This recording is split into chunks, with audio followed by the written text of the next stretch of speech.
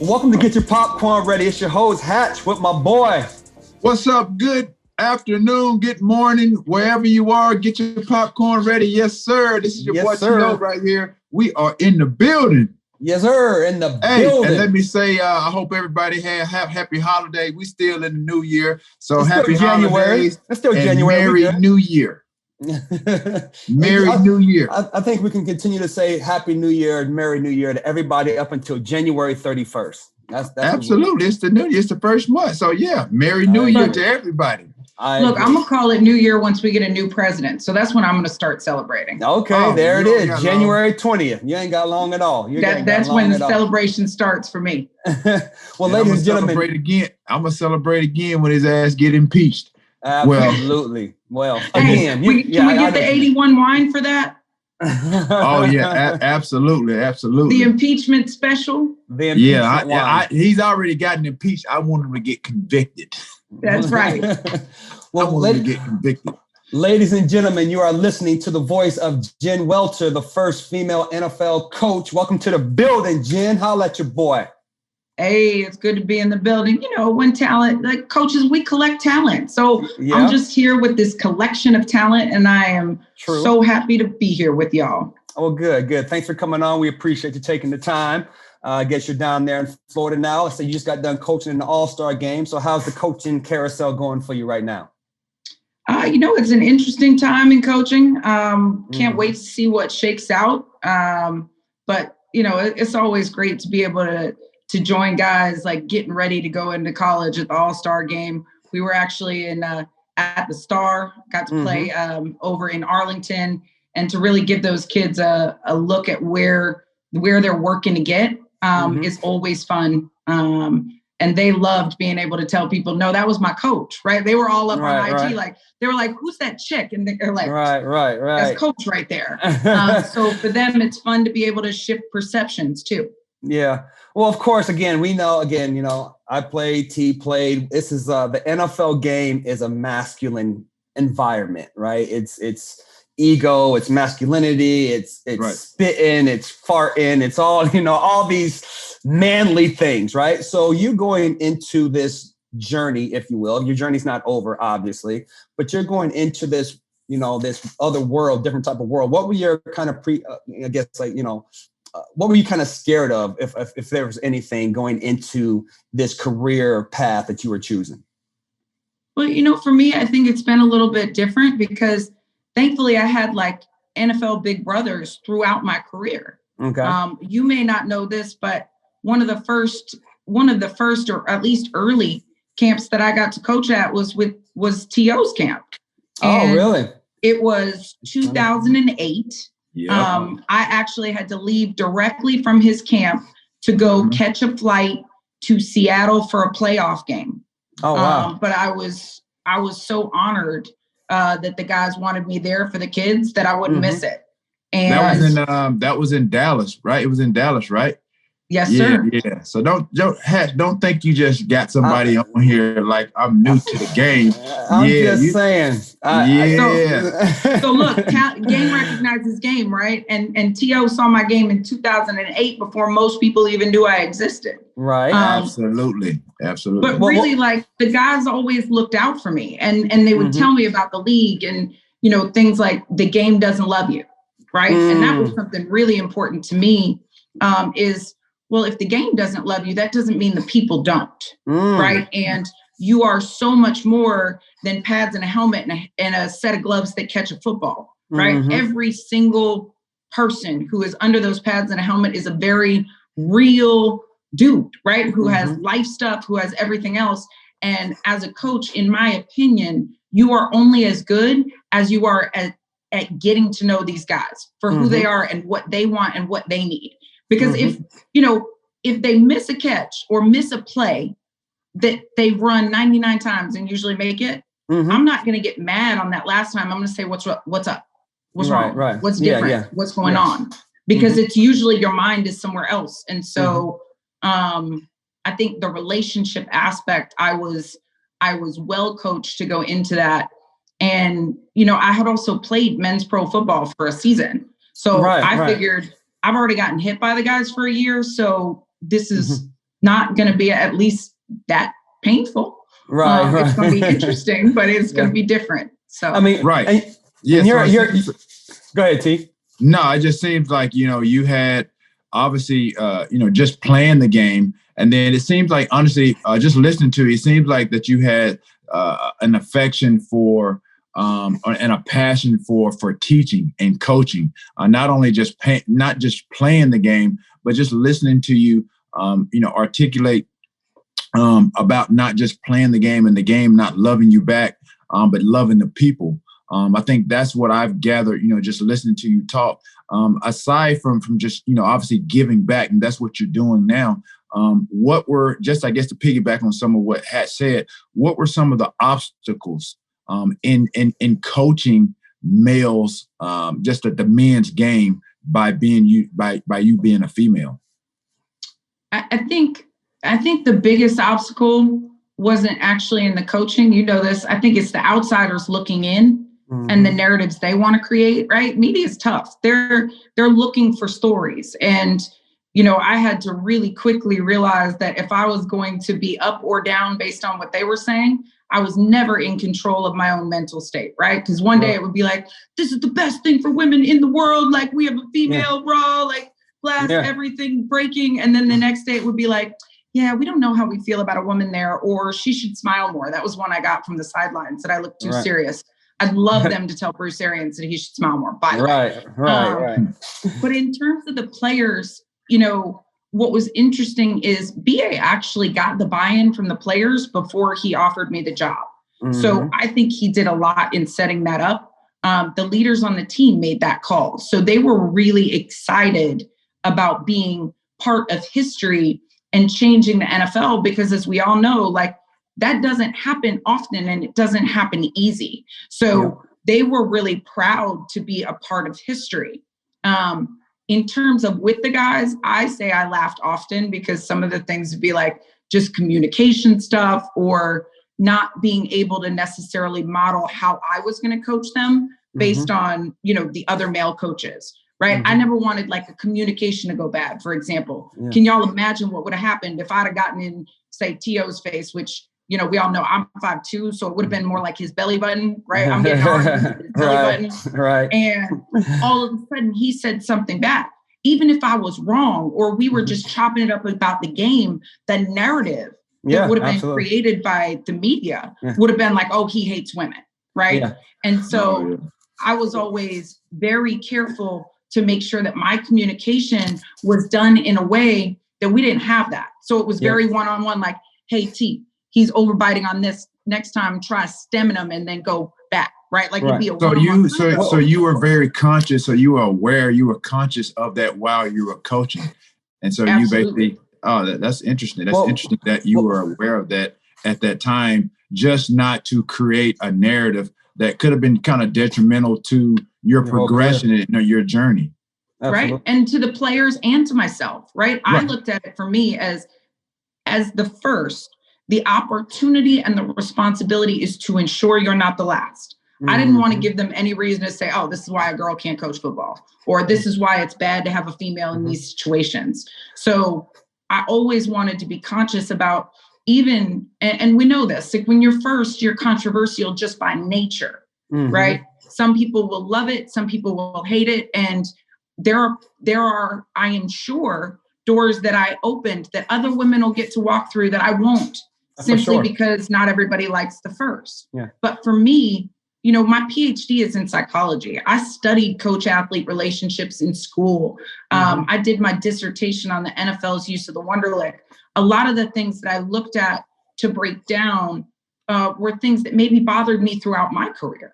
And I wanted to be like a secret weapon, right? Because if I give him value, right? T.O.'s a competitor. I know that, right? The dude was competing with kids at his own camp. Like, y'all better make it, right? He wasn't giving them anything easy. And I love that. I respect it. I never forgot it, right? And I know that with a competitor, if I add value to you, you're going to come back for more. So anything I tell you is going to be my best intention to help you. Now, they may change things may shift. It may not always work, but that we've built a foundation of our coach-athlete relationship through love and trust. You trust that I'm going to give you everything that can possibly help you with no pullback and no ulterior motives, because you trust the love and the respect we have in our relationship. Right. So I just wanted to be like, you know, that voice. Hey, next time try this, or hey, next time you get in his head, like try this. And then they would come back and say, hey, coach, what else do you have? Well, let me ask you this, because again, I know I was wary of coaches coming in. If you never coached receivers in the NFL and you came to coach me as a receiver, I'm like, I've played with the best. I've been coached by the best. If you don't come with that first day telling me some magic stuff, I'm really I'm not tuning you out, but I still— You're looking at her sideways. Oh man, I'm trusting myself way more than I trust you, right? So give us some examples. What would you say, again, to T.O. on day one coming to the San Francisco 49ers? Because I know, like I said, your journey's not over. Like you said, you could be coaching with the Atlanta Falcons next year. You could be coaching some other legends like, you know, it could be Julio or Dell, right? Those superstar receivers, they're going to look at you a certain way, let's say, right? What's some of those things that for me, I don't coach receivers. Well, I'm just because we divas. Yeah, you can't coach everybody. I get it, but no, I coach on defense, right? So linebackers, D-line. So so you got your superstar linebacker next year. What's some of those first things that you're going to be able to do to break the ice? Like, give us some real tangible things. Yeah. So I'll use Deion Buchanan as an example. Buck is a great example to me because he was a safety prior to when we moved him down into the box at Arizona, right? Because they like smaller guys who they can use in multiple ways, right? You see that in the Bulls defense now. And Buck is, I mean, he's strong. He's a fiery guy. You're not going to tell him anything. And he was trying to big body these old linemen because that's what he thought it was supposed to be, right? He was taking on everything. And I was like, Buck, if there's one thing I can teach you is how to play undersized. You can get that guy once, but you can't last attacking the whole body of that old lineman the way you are, right? So we worked a lot about really getting low on the dip and rip, him using his speed, attacking one shoulder, as opposed to getting trapped in the body of him. And just small technique things that could allow his size, speed to be an advantage as opposed to a disadvantage in that box. Does that make sense? Absolutely. So that was a big one. And it's funny because Buck is quiet and I didn't even necessarily realize the impact it had on him until it came to me from somebody a couple years later. They're like, oh yeah, Coach Chen helped me play undersized. Right. And just, you know, those technique things. And that's probably where I was best because being undersized, you know, I couldn't get by on just big, right? It's never going to happen. So hand placement, foot placement, angle of attack, really very important. I also remember I was working with, he was a rookie on our team, Pound Cake at that time, on something for special teams. And it was hand placement below the pad through extension for something we were doing on special teams. And there was a moment when Lorenzo Alexander, right? He's a legend on special teams, right? Zoe is walking by and Pound Cake kind of looks at him like, oh my gosh, it's the legend, right? And he was like, Zoe, is there anything I should do on special teams? And he just looked and he goes, what you need to do is focus up on what coach is telling you right there. Cause I've been bird dogging, she's on point, right? There you go. Right. You know, and T.O. will tell you this, and you know this as well. When you get up to that level, a lot of the technique stuff gets forgotten, right? You have 8 to 10 minutes at skill positions. And so you like hearing from the guys that were like, man, it was really refreshing to get some fine tuning on even some of those technique, whether it was head, body angle, even the place where you would dip and rip through.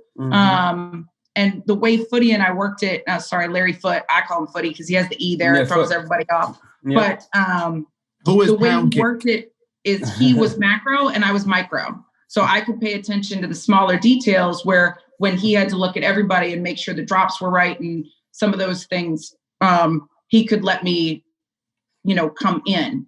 And then the other credibility I'll pull from the Atlanta Legends is, you know, I stood on the table for a few guys. I kept one guy from getting cut and I moved another guy's position. He was out of position as a linebacker, as an outside linebacker in a 4-3. He was more of a rush end when he played at Georgia Tech. And the Saints had tried to convert him, but he got cut first. So he hadn't gotten great at the coverage. And when we did a scrimmage, he made the most tackles of anybody on defense, but some of his coverage was like half a shade off. And our defensive coordinator was a secondary guy. So he was missing the fact that this guy was a baller, but out of position. And I got him moved to D-line for that. And, there's not a lot of people who will just say, no, this isn't right. Like, hey, let's try this. And he ended up being one of our highest rated guys in terms of accuracy. So, oh man, I like the way you explained that. You said he was a baller, but he was out of position. That's pretty much the way that I kind of can explain Hatch. He was a baller. He was just out of damn position. He probably should be something else. I tell you what. Receiver wasn't his thing. There ain't no position I couldn't have played between those lines. I could have played corner, safety, outside backer, receiver, running back, quarterback. Yeah, I could do it all. See, that's the difference between a good athlete. I don't want your backhanded compliment. I'm gonna give you a backhanded compliment. I'm gonna give you a front-handed compliment. You just got TO'd. You just got TO'd. I'm just saying. I'm not trying to take all that. No, it's all good. I'm using that. I'm using that. You was a baller. Dog, you just out of position. Hey, that's okay. Hey, you lucky you was in position where you was, chump. I ain't trying to hear all that. Oh my God. Jen, I'm looking through all my notes and stuff and through what the producers have provided for me. And I see that you played in the IFL, the Indoor Football League. And I played in that league too. I know. Did you guys cross paths? Did she tackle you? No. I would have known.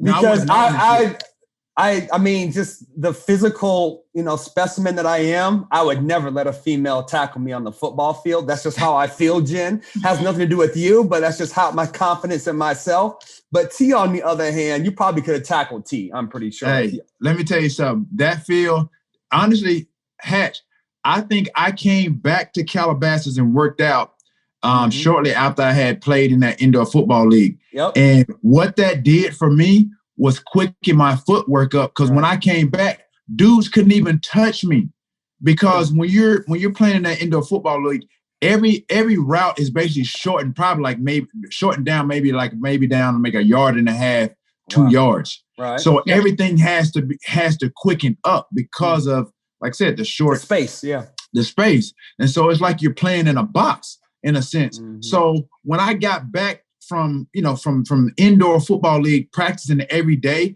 I honestly, like our out routes were probably like 3.5 yards, and then like our square outs, or they were probably we were running those at probably at 8 yards. Yeah. So I had to quicken my feet up just to run those routes. And so, dude, when I got on the grass on a real football field, dude, I got up on those guys and in and out of my route so fast they could. I didn't even say anything. Actually, Paul Pratt, he told me, he goes, dude, he said, man, you look quicker, bro. He's like, but I didn't tell him till after the fact. And then I start thinking, I'm like, man, that's crazy.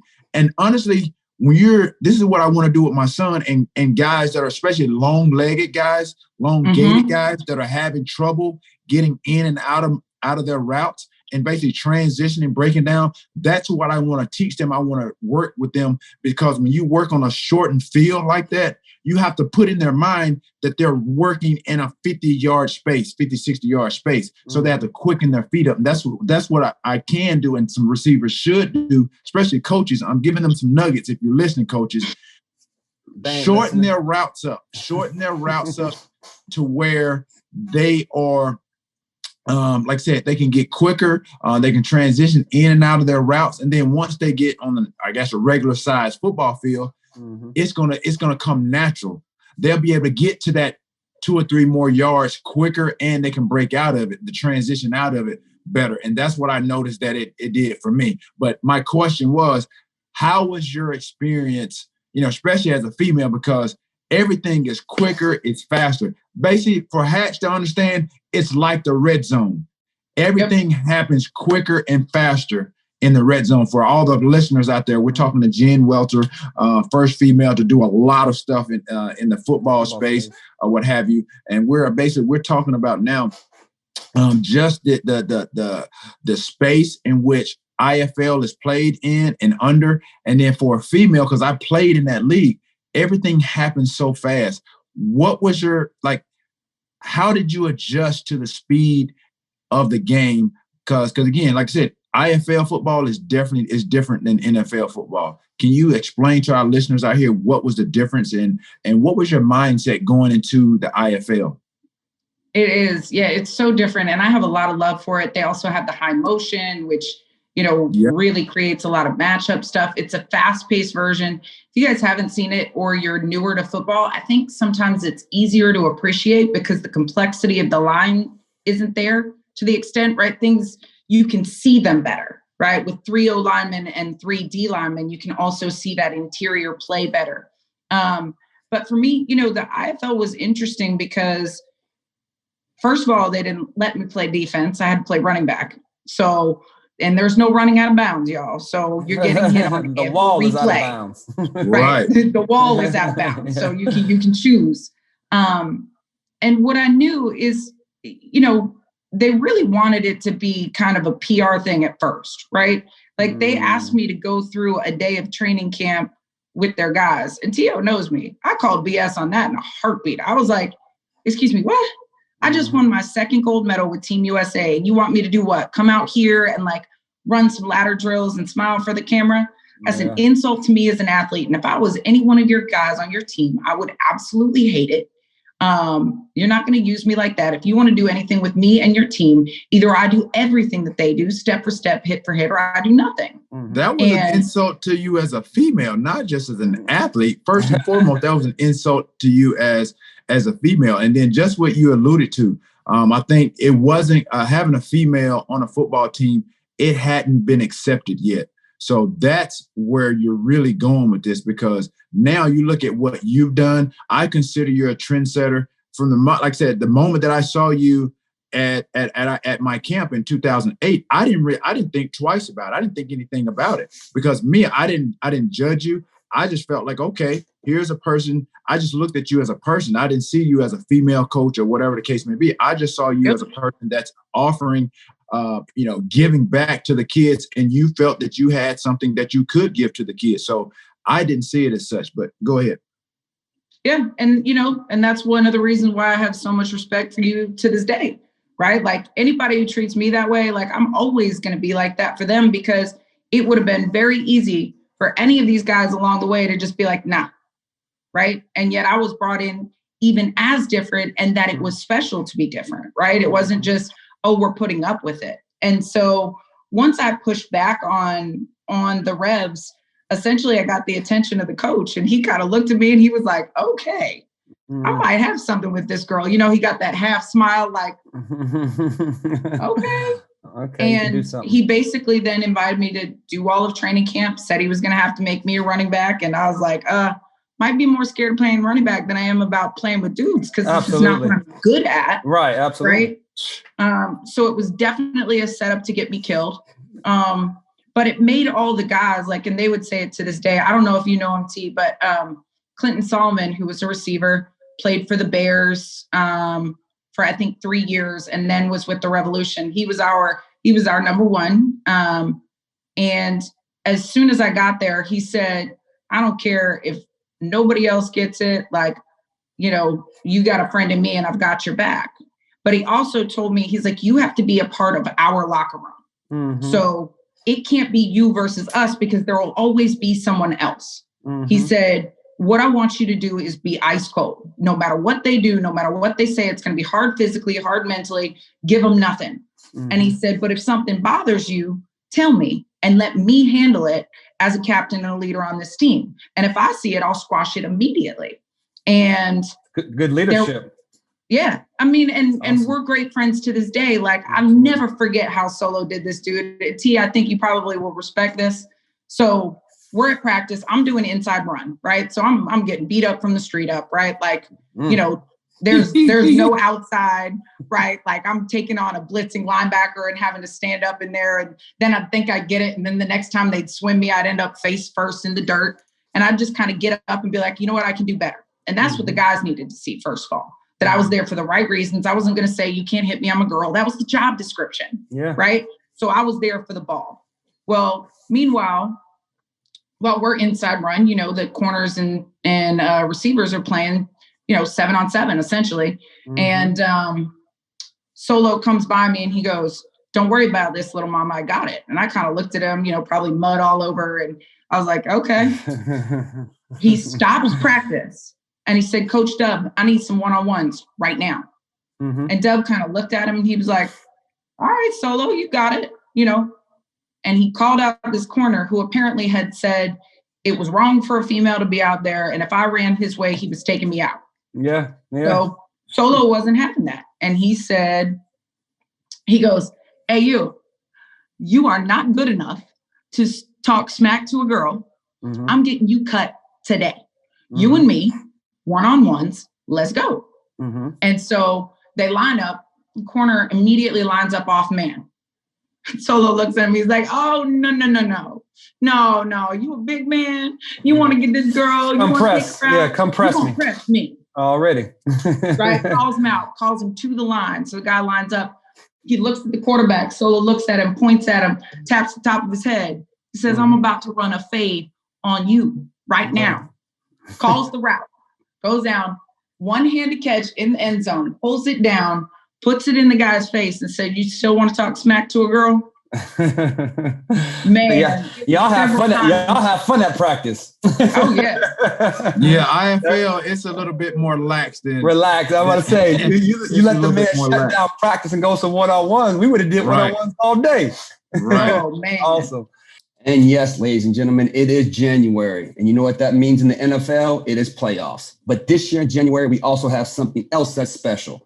The return we have all been waiting for is finally here. And one of the most notorious icons is stepping back into the octagon this Saturday. DraftKings, the official daily fantasy partner of the UFC, is giving you a free shot at huge cash prizes. For this weekend's fight, DraftKings is offering new players a free shot at millions of dollars in total prizes with first deposit. If you haven't tried it yet, fantasy MMA is easy to play. Just pick 6 fighters, stay under the salary cap, and pile up points for advances, takedowns, and more. There's no better way to put your MMA knowledge to the test and compete for a shot of millions of dollars in total prizes. Plus, don't forget about football playoffs where DraftKings has even more money up for grabs this weekend. DraftKings, safe, secure, and reliable, so you can deposit and withdraw your funds at your winning convenience. Download the DraftKings app now and use promo code GPR. Free shot at millions of dollars in total prizes throughout the weekend. That's promo code GPR to get a free shot at millions of dollars in total prizes. Only at DraftKings. Minimum $5 deposit. Eligibility restrictions apply. See DraftKings.com for details. Now, did you ever get your, like I said, you ever get hit or like, yo, this might be something I was not ready for because the physical. I might want to reconsider. Yeah. Did that ever come into play? Like, woo, that dude just knocked my head off. There were two times that I felt that. One time was in practice. And you know that practice when it's after a game and the coach is chewing the linebackers out because they had not hit hard enough? Yeah. You don't want to be a running back on that day. Right. I knew that chewing because I had experienced it as a linebacker. So now as a running back, when I hear this, I go, oh, damn, this is about to be one of those days, right? Yeah. We had a guy who was a hybrid receiver running back, and he heard it, and he goes, I'm out. I'm going to go catch the passes, right? And I was like, oh, hell. And we had a guy named Danny Mason who ended up going and playing for the Broncos after the IFL. He's now in the CFL. And D Mace was about, I think he was 6'4". He had grown late, coming out of, I think, A&M Commerce. Mm-hmm. Yep. So he was there to get some tape and hopefully elevate because, I mean, he had everything you needed, right? So Danny Mason hit me so hard that I flipped, right? Because he got low. And, you know, I'm little. So you hit me like that. Already. I literally flipped and landed square on my helmet. And I remember, I think I was in shock because I just got up and I just walked back to the line and took the football, and I'm standing there like I'm gonna go again. Mm-hmm. And the impact from the helmet, I had like tears running down my face, but I'm not crying. It's just shock. Yeah. And the coach Coach Rose, Earl Rose, was not about me playing for this team at first. Like, he was mad, right? Mm-hmm. Girl out here, da-da-da-da-da. He's an old school dude, right? He looked at me at that moment and he was like, take a minute. And I said, no. Mm-hmm. And he's like, take a minute. You can't go again. And I looked at him and I said, no. Yes, I can. All right. And I'm just there lined up again. And he's like, I ain't doing this drill anymore. And he walked away. Like, he was so mad that it didn't make him quit. Right. But that was one of those moments. And then the first game I played, you know, I mean, y'all know this. There was one mandate for that defense. And I would have done the same thing. Like, I don't care if we lose by 1,000. The girl does not do anything, right? Absolutely. She gets hit, yeah, right? You're a target. You're going to be the target every weekend and week out. That's right. And if I was the coach, I'm telling you what I would have done. I'd have been like, little fast girl, you're probably never going to get the ball. You are going to be the epic decoy, right? We're going to run you in front and play action you all day. Behind her. Like, you're going to pull all the attention. All my guys are going to score. That's what I would have done, right? And then when they were like, oh, she's just a gimmick, they're never going to give her the ball. Then maybe you think about it. But up until that point, you could be the best decoy in the world because everybody's looking at you. Mm-hmm. But no, it was a setup to get me killed. And I don't know about y'all, but if I had a 5'2", 130-pound running back, if it's 130, it might be less. There's a play I would not run. Can y'all tell me what that play might be? ISO. Up the middle? ISO. You ain't running no ISO. Get your head knocked off. So let me just inform you that they ran that 3 times in a row. There you go. Right? There you go. So what Sterling Sharp said after he watched it, he was like, was the play call in the huddle, Jendai left, Jendai right? Right. Left. Jendai, right. Right. And I was like, yeah, it wasn't a dive. It was the dive play. And I was like, yeah, pretty much. And he said, so what was your plan? I said, take the handoff. Survive. Secure the freaking football, and when they hit the heck out of me, just get back up like they didn't even touch me. Yeah. And so the first play of the game, I get hit by 2 guys, boom. And I mean, it was a smack. And I got right back up though, because that's what I was used to. You know, like I was like, oh, I'm good. Right. I'm all right. Right. And I hear all of these, like, the place is going crazy, right? It's like, ah.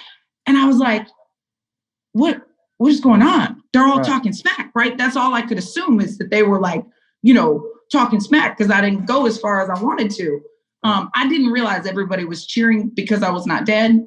They were actually really excited that I was up on my feet. Yeah. But she's alive. She's alive. That's right. In my mind, they were talking smack. So I just looked at all the guys on the other team and I was like, is that all you got? Hilarious. I love it. Yeah. Yeah. They got a little bit more.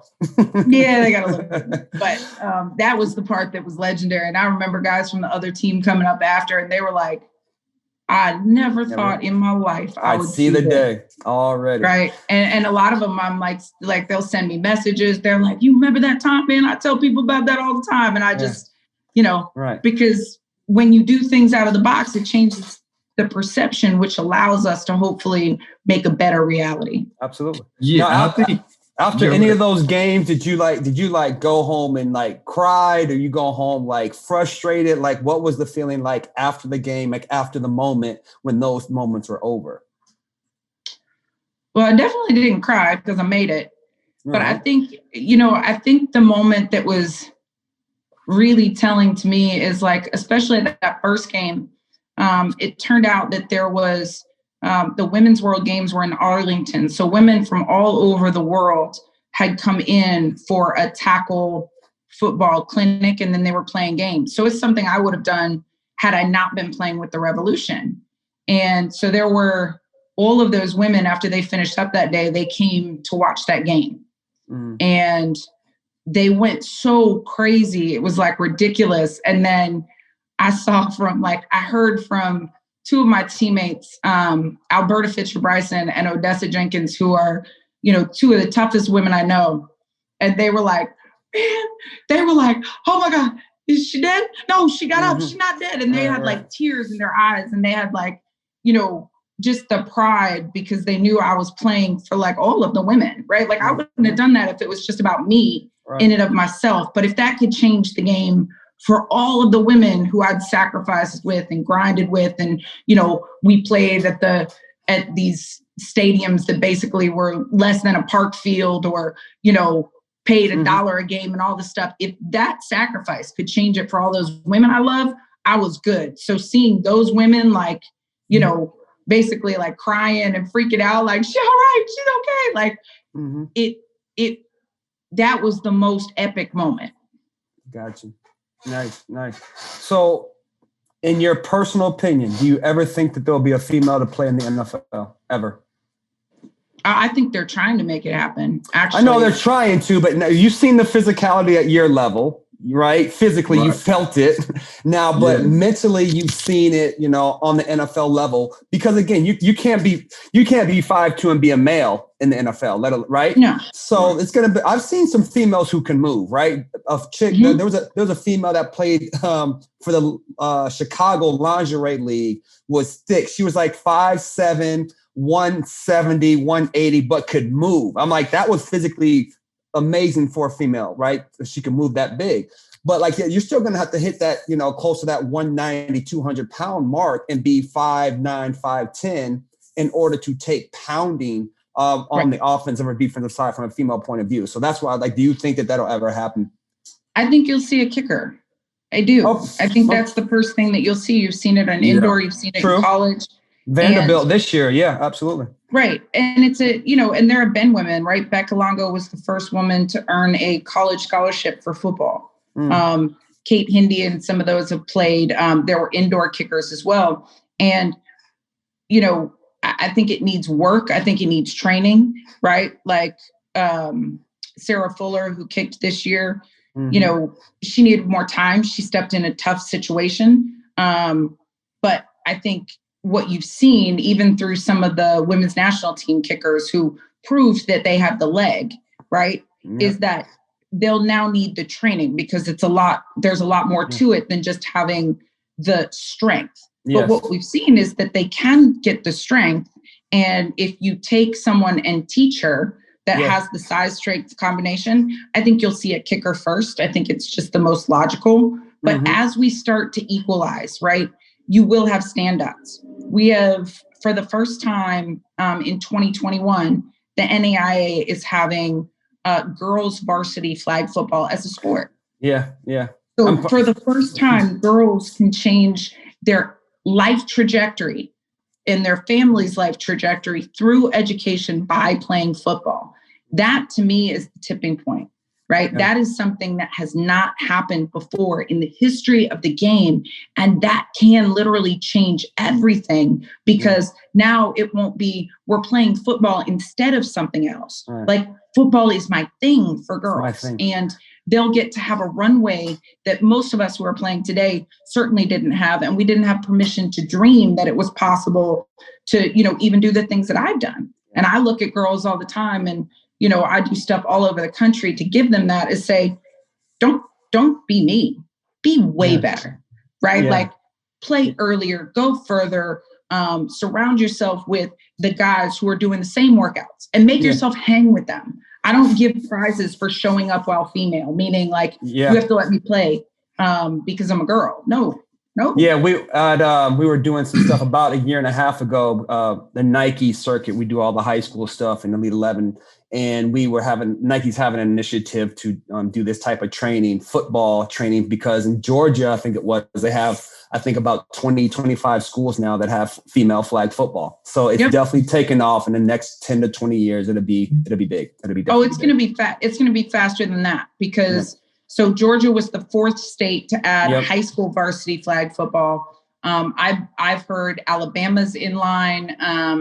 I've talked to guys trying to get it pushed through in New Jersey. There's big pockets in New York where they play in like the city leagues, but it's not varsity. Massachusetts has a big collective, and it's a very easy Title IX equalizer, right? And in the 2022 World Games that are going to be in Alabama, they're actually going to have both men's and women's flag football as a part of that, which changes everything, because that's basically feeding on to, could football become an Olympic sport? So, football, NFL football is definitely on its way to coming a flag football sport. That is for sure. The physicality they're taking out of that, but that's just me personally thinking. Yeah, but I think what you guys touched on and what Jen touched on as well, when you think about just the mental aspect of it, especially of women actually playing at the pro level, I think what's most important is the physical element of the game. And outside of kicker, it's interesting that she said, okay, will a woman ever play in the National Football League? Outside of kicker, what other position do you really, I'm just speaking in general, what other position do you really think a female is going to be able to play? Because now you think about ways to justify just the physical aspect and element of the game. Because if you're trying to, again, transition and have a woman be the first to play in the NFL, you have to think that there are guys in high school that are more physically touted, to play at the NFL level more so than a woman. So that's going to have to be some justification for that, because like I said, outside of the kicker position, what other position that you're really going to feel that a woman or a female can play that they will be able to compete and really, again, have a spot on the 53 or, on the roster? I think it could only be two positions. It would have to be a receiver or a corner because of the speed. Because there's females who can be fast. We know that. There's some females that can roll. Right. So that's what I'm saying. There's going to have to be some type of justification, because you got to look at high school. Because now, like I said, it's the physical element of the game, I think, is what's preventing women from actually playing, again, because the game is physical and it's fast. The mental aspect, I understand how women's like, okay, I understand, I know the game. Their IQ may have a high IQ to play the game, but when you're talking about really playing those skill positions, that physical element, and like I said, that's what's going to really come into play when it comes to, I guess, in terms of a female actually playing in a game. Because again, when you say a football girl playing football, you don't just want to see somebody go out there and kick, although that's admirable, because everybody has a skill set. And I think we're making strides at making that happen. But especially if you're like what Jen did, she didn't go play no kicker position. You know what I mean? Out there getting it in. She was in the middle. She was in the thick of things, literally and figuratively. Hey, when you go an inside run, you in the thick of things. Right, exactly. So that's why I say I don't know if it's going to happen anytime soon. Like I said, it's going to be a major accomplishment and feat just to have a female on the football field. Again, with some professional athletes in a professional football game. Again, we've already made strides from every aspect of the game. We have female referees. That's basketball, and other sports, and NFL, the NBA. So now, again, to actually implement females into the game, that's what's going to be really special. But like I said, I don't see it happening anytime soon outside of, like you said, you have a kicker. And what was the other position? That was it. He said corner and receiver. Yeah. I think what's interesting is should the goal be, right? And here's the question. Should the goal be getting a woman an opportunity to play with guys in the NFL? Or should the goal be to give women the opportunity to have a league where they get paid and they can make a living? Yes. Right. And I think it's going to be tough to do that in a sense, because like I said, that's going to be, like I said, that's a big feat in itself, because you got to think about, look at what the WNBA is they're still struggling as well. So it's going to have to be a league where, again, let's say it's the NFL. They're going to have to really support. They're going to have to really support that league to get it to where it needs to be. And if you think about just the WNBA, they're not even where they want to be. Considering, look at how much money the NBA generates and how much these women are underpaid in the WNBA. You think about some of these women, and I know for a fact some of these women could obviously play in the NBA, because you have to get out of the mindset of us watching and hearing the household names and those 5 to 7 guys that play every night. You got to think there's about 8 to 9 guys that on the bench that we don't even know about. That can play. Those guys are talented as well. So you have to think and you have to imagine girls like Asia Wilson, Lisa Leslie when she played, Sue Bird, Diana Taurasi, all of these women, Candace Parker. They ideally, like I said, given an opportunity, they can play in the NBA. But there's that physical element and aspect of the game that obviously may come into play. And you have people like Nancy Lieberman who've done it, right? Yeah. And, awesome. I mean, she's a legend. She's been setting the standard. But I do think what you're going to see in the next few years, like, good friends of mine, Odessa Jenkins, founded the WNFC. And what I really appreciated what they've done about it is they've upped the branding and really the quality of the game. Yeah, they're still building, but they're doing it the right way. And it's something that I haven't seen to this extent in, all my time in football. So what I'm excited about is that now it's conversation, right? Mm-hmm. It's not hard to have a conversation. Right. And you do have opportunities. So with the NAIA coming in and now offering scholarships to girls playing football, what does that mean? There's going to be dollars allocated to girls playing football and training them and doing them the right way. Yep. And so all of that will, I think you build from the bottom and the top simultaneously, right? This is mine. I've dedicated the last 3 years to like Gridiron Girls and creating opportunities for girls to learn the game across the country, right? So we're building the feeder system and the girls that will then go play, right? And also pairing them with, the coaches and the mentors who are currently playing. So you're also developing the fan base because that's something that's unique as well. And then while those women are playing and you're, the girls now want to go see them play. So you're increasing the audience. Those women are getting better and better. And the girls who start playing through the NAIA and training and coming through can then transition and play flag at the highest level too. So there's going to be so many more opportunities that the level overall is going to elevate and the viewership will grow organically with it as well. Before that, it was basically like, we women were playing, but, I would say we were the best kept secret in sports, right? And yet they still call football the final frontier for women in sports. And I know for me and so many others, that was like, we said, okay, if this is the final frontier, then when we win here, not only can we change sports, but we can change society because there is a special part to football. And it's so beautiful and powerful for women to come to football because it is that place they were told they couldn't go. Right. And I think what you mentioned too, I think in order for, which has been a struggle for the WNBA, and I'm using them as an example because what you're essentially parallel. Sure. Right. What you're essentially trying to do is what the WNBA is trying to do is try to get on that equal playing field,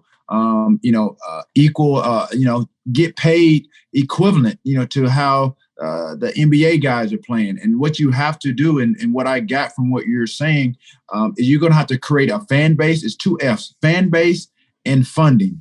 That's the only way it's going to happen. And you have to find, and it's going to have to be somebody with some deep pockets that believe in the women, believe in the movement of women in order for that to happen. Not to say, it's not going to happen, but it's going to be a longer road. It's going to be a longer journey for it to happen. And like I said, you have to use the WNBA as a blueprint for what you women are trying to do. Because like I said, I feel like I don't understand why these women are struggling, and especially for them to be the sister of the sister sport of the sister sport of the NBA. I don't understand why they don't try to implement or help fund the WNBA. And I came up with an idea. I don't know if someone is listening to this or maybe gets into the ears of even Adam Silver.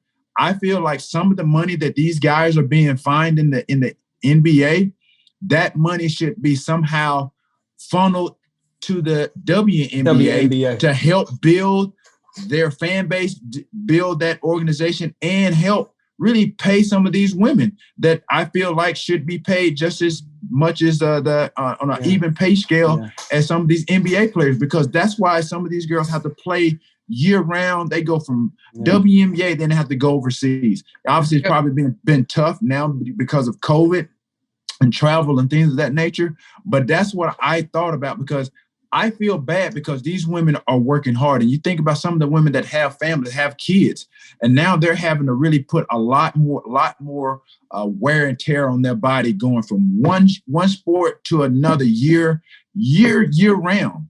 And they barely get any rest. And that's why you see, women, their careers, probably shorten maybe 2 or 3 or 4 years before they're even ready. Because I look at Lisa Leslie, she probably could have played a little bit longer, but because of the wear and tear, not only just the WNBA, then, if she's one of those athletes or female athletes that plays overseas, then you got to think about too, if you're good enough and you're on the Olympic team, that's travel, that's practice time, and that's games. That's a lot of wear and tear on your body. So if anybody, especially out here listening, we're talking to Jen Welter. She's been like the first of so many things in the IFL coaching and at the NFL level, IFL level, participated. If anybody's out there listening, I would propose, or if you can basically get into the ear of somebody in the NBA, I think especially WNBA wise, especially for the women that I think they need funding. They need bigger salaries. Again, like I said, you think about the women's national team. They've been very vocal about, them being paid just as much as some of these soccer players.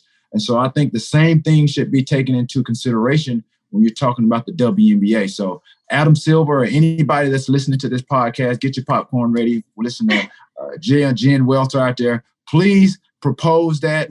I think most of the time, some of the owners, if they're especially in the same city like the New York Knicks and the New York Liberty, I think the owners do give back. But what you're talking about is a whole initiative, because it's not millions of dollars. It's $25,000 or something, that they're giving these organizations. But right. But just think about some of these fines that these players are getting. Just think about tax, discipline fines, all types of stuff.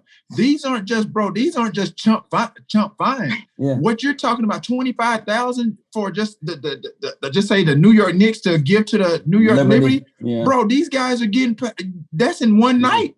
Yeah, some guys getting that in over the weekend. So just think about Kyrie Irving. He hasn't played in I don't know how many years. He's given $800,000 back. He said he's going to get $800,000. But just think that money could be going to the WNBA. I agree. And not the entirety of it. There should be a percentage of it that goes to the WNBA to help fund and really supplement some of their incomes. Like all the fees for NFL players could be in a fund where it goes to high school and college female flag football. I agree. And we're talking about women football again. If you want to be inclusive, if you want to be true to, woman and female inclusion, use some of that money, funnel some of that money into some of the women's programs. Yeah, I agree. Jen, there you have it. I gave you an idea. That's the answer. Some nuggets for you. I like it. Hey, and one of the things I think is happening too is people are talking about more the differences between the pay gap in the WNBA and the NBA. And we really saw, I felt for all of the WNBA players, especially in the bubble situation, what they went through, and how they led our society. I don't care if we were definitely not paying them enough for the social change that they instigated. Look at the Atlanta Dream. The world. Change the world. Y'all changed Georgia. Which Georgia changed the world, which changed America, which changed the world. Yeah. And despite your leader, your owner, right? Yeah. That's cold. That is tough because they all risked everything for that to happen. That owner could have said, cut all y'all. Yeah, right. She would be an idiot to do that because she's been cutting the nose that's on her face. She gone now. She gone now. So, but exactly. No. So Jen, let's want to find out a little bit more about you. Then let's let you go. But there's a couple little nuggets that we want to know about you a little bit. So give us your favorite. So talking football here, right? So give us your favorite NFL team growing up. I had two when I was really young. Growing up in Miami, it was the Dolphins because I actually liked Dolphins. And then when I started watching football, it was the Cowboys. Cowboys. Okay. It's so funny how women associate their favorite things due with to other like colors, stuff. Right? Colors. They had nice pants. Shapes, right. Like, I mean, I really liked Dolphins. So that's awesome. It's never really like, oh, I like Dan Marino or because they ran the ball. Right, Shula or whatever. It's so funny how women. Yeah. I mean, it was pretty little. Gotcha. When that was, but I lovingly say it because we have those crazy associations, right? So who was your favorite player then? You can name one. Go and name one. I'm going to go with... It could be current or past as well. Yeah, right? Current or past. Well, I'm going to go with past. Like when I really started watching the Dallas Cowboys, like I loved Emmitt Smith. Emmitt, okay. I just loved the way he like moved, and I really liked the Cowboys like starting that that era. So that always stood out to me. Are you saying that because he was small in stature and he was able to accomplish some of those same things? Is that your familiarity? It could be. I mean, I just loved the way he moved, and he looked like magic on the field. And I think it was actually, I don't remember what game it was, but I was like, why do I like this team? Right. And I don't know if it was him that made me like, just realize like, oh, there were other choices. But I do remember just at one time being like, no, I like the Cowboys. I like how they are as a team. And he was one of them that stood out back then. Who's your favorite coach of all time? Current or past, same thing, right? Who was your coach that you would look up to or want to position yourself behind? I mean, I don't know that I can't say anybody but Bruce Arians. He changed all of football for women. So, and he has been committed to the diversity pipeline in the NFL for a very long time, not just for women. So African Americans as well. His whole first one to have two black coordinators, offense and defensive coordinators as well. And he really does believe it. So that's Bruce Arians for the head coach for the Tampa Bay Buccaneers. For everybody out there listening, that's who she refers to as BA. Right, who was obviously the ex-coach or former coach of the Arizona Cardinals. So now that you're saying, I heard earlier you wish he would smile more. Guess what? He was smiling on the inside for the win. You just didn't know. You didn't see it externally, but internally he was smiling on the inside and obviously giving you an opportunity that I'm sure you're very, very grateful of. So absolutely. This is awesome. Yep. All right. So now you can only choose one, right? So you can either be an NFL head coach or the commissioner of the first female professional league. You can only have one. Ooh, that's a pretty good choice. I'm going to sip on my 81. Sip on this 81 vino out here, ladies and gentlemen. 81. What would you choose for me? I'm going to throw it back at T.O. I think just listening to you for this entire hour, I think you're very introspective. I think you've played the game. I think you know what's needed for the game to really get to where it is. So I could see commissioner because again, you've coached, you've done that, and I think you're someone that again likes the challenge. So I think the challenge of being a commissioner could try to orchestrate and delegate everything. I think that's what I would see you. I think I'm gonna go with both. Okay, no, you can't do both. You can't do both. Hold on, you ready? Here, look at that. She probably said, "Look at you guys. You're talking about a woman can't do both." Right. There you go again. I think the trajectory is different, right? True, so very true. I think the thing I've been committed to is, this, T.O. Years ago, women and men's football did not cross over at all. So everything I've done since being in the IFL and even before when I was like the lone girl coming out to coach those camps was building bridges. And we can move mountains when we move them together. So I think if it was, if you were going to be a head coach in an NFL, then I would use that to help the women's league. Or if there was a women's league in that position, absolutely, I would do it. But I think we're still at a point that we need more synergy to be able to create those bridges. And I think it's easier to do it from the inside than it is from the outside. Absolutely. Well, I'm not a lawyer by any means, but let me get a little bit litigious right here with you for a minute.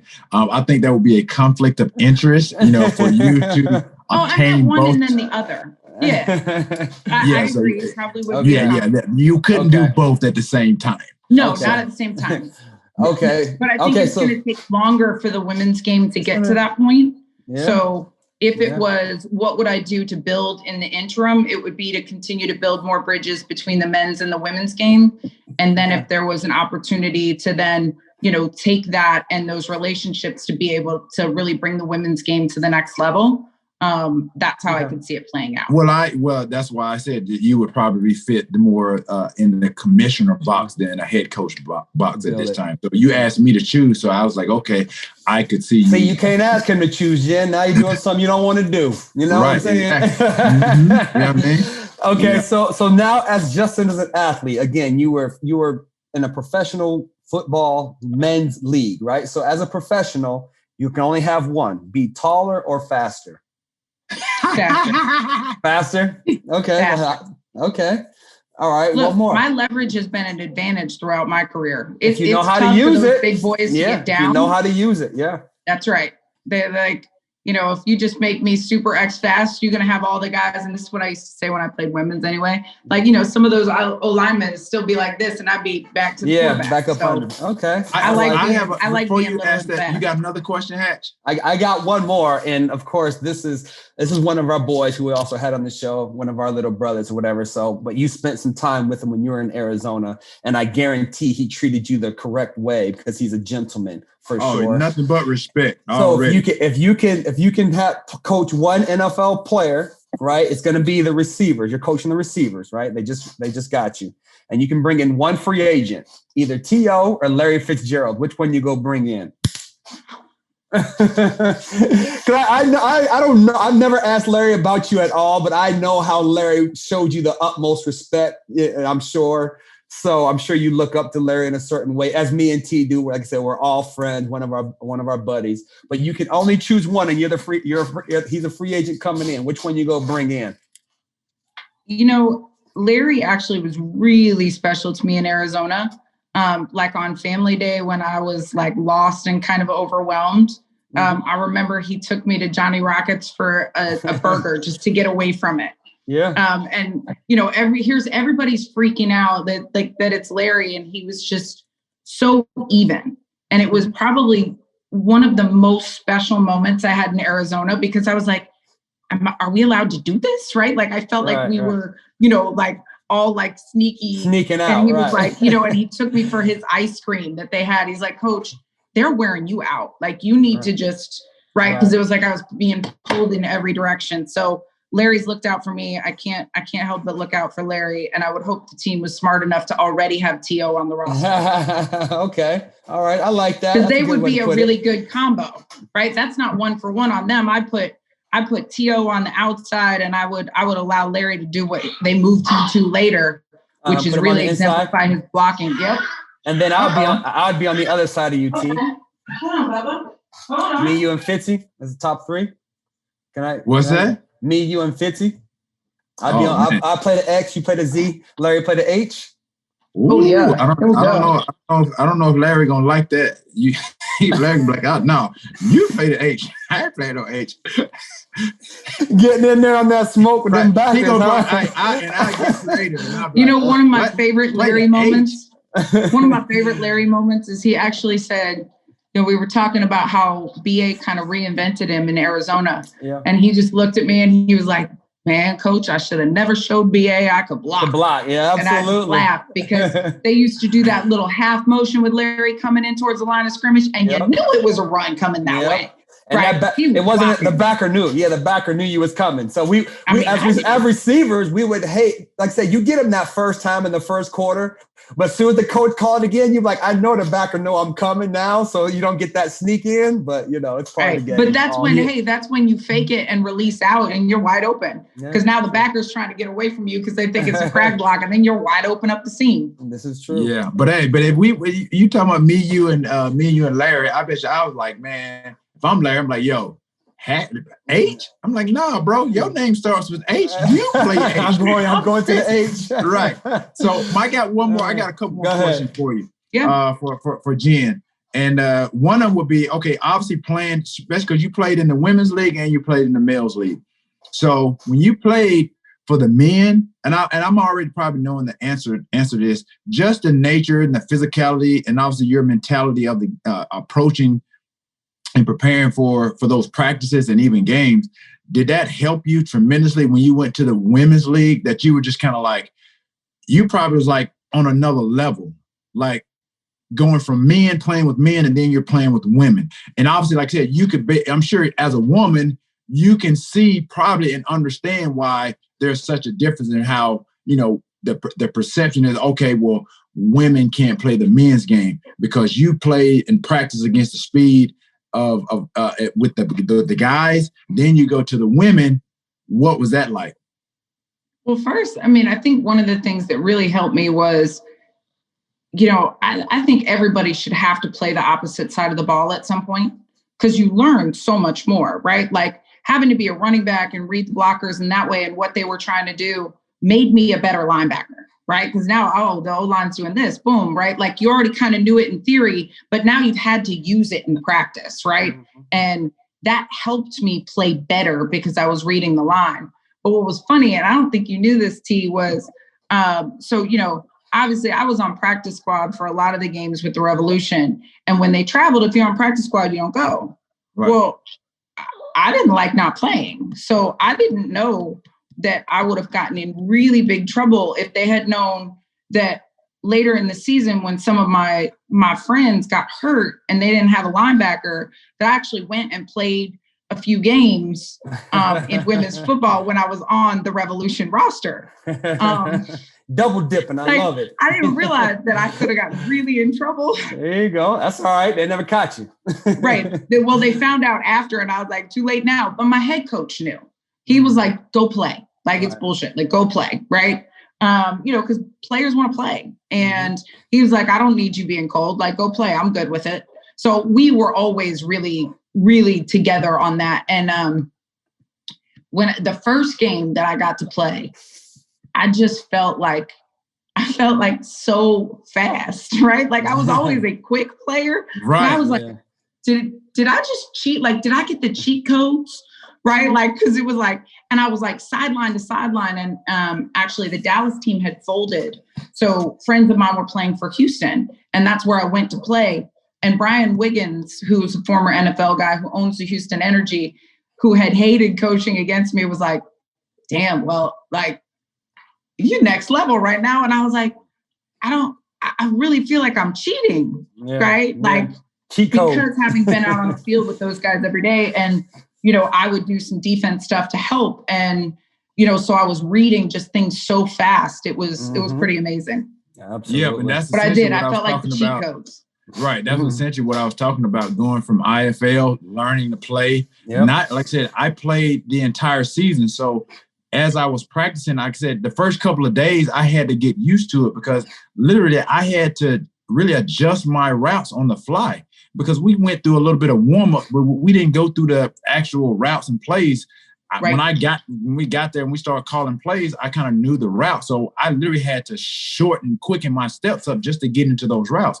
But as practice progressed and then the weeks progressed, I got better and better. And so then it just became second nature just to go run a 3.5 out route. Like Hash, if I told Hash, we're like, yo, we're going to run a 3.5 yard out route. I'm like, no, you ain't. You'll run 4.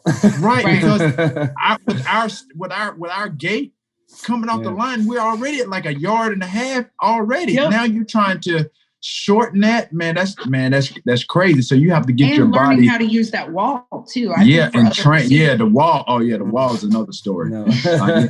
But my other question was, now, like I said, you as a country, as the world has evolved, you've seen women step into so many male-dominated positions. Women like yourself, you're making so many impacts with what you're doing in your own lives. How does it make you feel now that you're seeing women step in the forefront of some of these male-dominated positions, and now we have our first not only Black, Vice President elect in Kamala Harris? How does that make you feel? Not just like I said, you're not African American, but just as a woman, how does that make you feel? Because you, like I said, you in your own right, and people that have followed you in your own mind, you're proud of what you've been able to accomplish to be the first. And now on a global scale, like I said, we have Madam Vice President-elect and Kamala Harris. How does that make you feel as a woman? It's beyond words. Like, if she smiles, I smile, right? Because I smile for every individual, right, who gets to see her, whether it's the fact that she's representing as a woman, she's also representing as a woman of color. Like, that is going to change generations of girls who say, like, I could do that, right? And you can't look at her and not know that we are going to be more inclusive, because she is going to set the standard for what it looks like, right? She's going to crush it, and people are going to be educated by it. You're always going to have the people who don't get it. Fine. We're not going to change them. What we have to do is focus on the generations who will grow up knowing that that's how it's supposed to be. That it would be strange to not think that way.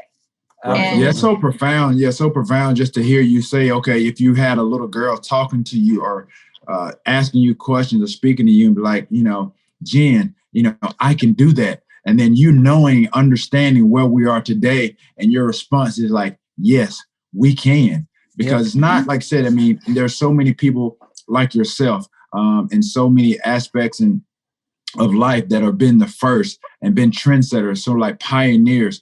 But again, this is, I mean, what Kamala Harris has accomplished, being, the Madam Vice President-elect, has been historic, on so many levels. And like I said, I growing up, I don't ever think, I can't even say I think, I know I didn't ever think that there would be a woman, especially a woman of color, in the position that she holds right now. And again, let's be straight up. We owe a lot of the change that has been made in this last election to women of color who came up, spoke up. I mean, Stacey Abrams moved mountains, WNBA, the Atlanta Dream. And that, to me, is like, this is how it's supposed to be, right? They've been strong, but they've been strong in the background. And why? Right? We need advocates for change at all levels, at the forefront. And to realize that diverse voices are strong voices, because we have different vantage points, and we can come together to create a better world that includes the challenges and the opportunities that each of us face. And we can only know those if we come together and have those conversations, right? You're one of the first ones, Jen, and so we appreciate you. We thank you. And I'll drink to that. And we'll drink to that, and we'll eat some popcorn to that. So, Jen, we appreciate you coming on the show again. Thank you so much for your time. Again, you keep doing your thing, keep leading the way, keep being an example. We appreciate you. Anytime, guys. Hey, it's family. It's a family affair. That's what we're going to do. There it is. Already. All right, you enjoy the rest of the day. All right, there it is on Get Your Popcorn Ready with Jen Welters. Thank you again.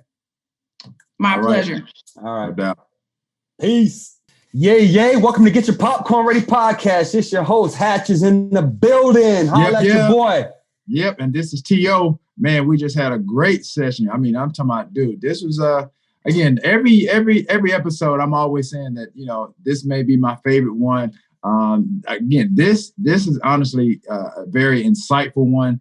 We had a female on here, not our first female, right. but we talked about a lot of firsts with this individual, and that's Jen Welter, who was first to one of the first women to coach on a number of levels, played in the IFL, coached at that level, and then one of the first to coach in the NFL, under Bruce Arians. So, it was very insightful, just and encouraging just to hear her story and inspiring at that for everybody that listened. They should be able to get something from what they heard today.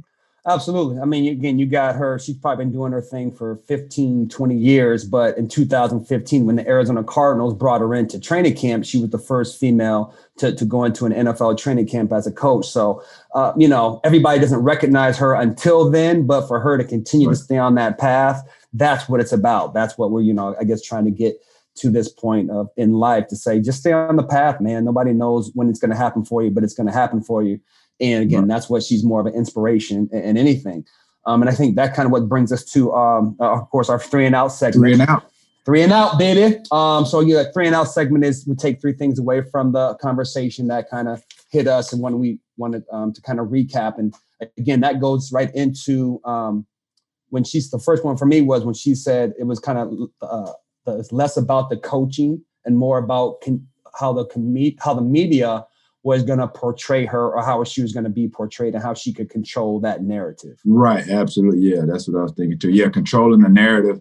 Because I said, it was just something that was unprecedented, to obviously have a female, number one, playing in the IFL. And then obviously, that transitioned into coaching. You got to applaud her for, number one, just her persistence and her perseverance of all of that. Yeah.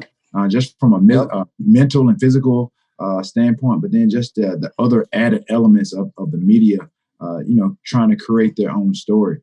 And I think, number 2, I guess, would be just her no quit attitude. Just playing running back, and she gets the ball, she knows she's going to be a target, and she's constantly, like I said, when you're talking about falling on your face and getting back up a number of times, this is what she did. Yeah. So I think that would be number 2, is just her no quit attitude, and her coaches, asking her, like, telling her, take a break. Yeah, when they take a break.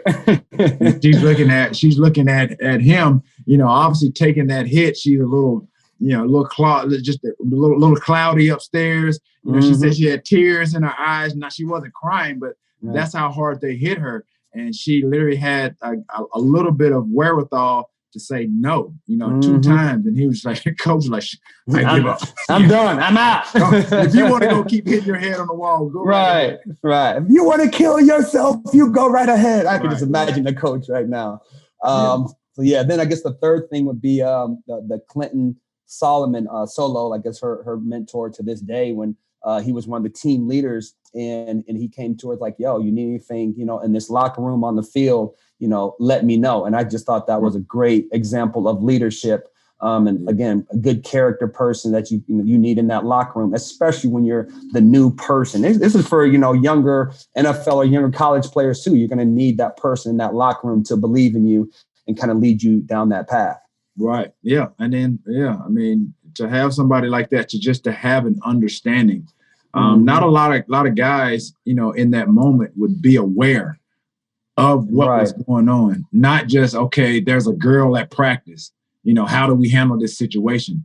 You can just tell he was in tune with what she was trying to accomplish, and kind of just, took himself out of the mindset of just being one of the guys, seeing a girl at practice and really trying to incorporate her and really help what she was trying to accomplish. And just not only just treating her like one of the guys, and not, just seeing her as a female, in a male dominated game. Yep. Well, there you have it, ladies and gentlemen. Jen Welter, first NFL coach, and among the first female in a lot of spaces of this football. So appreciate you coming on. Keep doing your thing on the journey of coaching. So thank you again, Jen Welter. Absolutely. Everybody that listen, get your popcorn ready. Yeah. Get your Popcorn Ready podcast. And don't forget to subscribe on the Himalaya app or wherever you get your podcasts.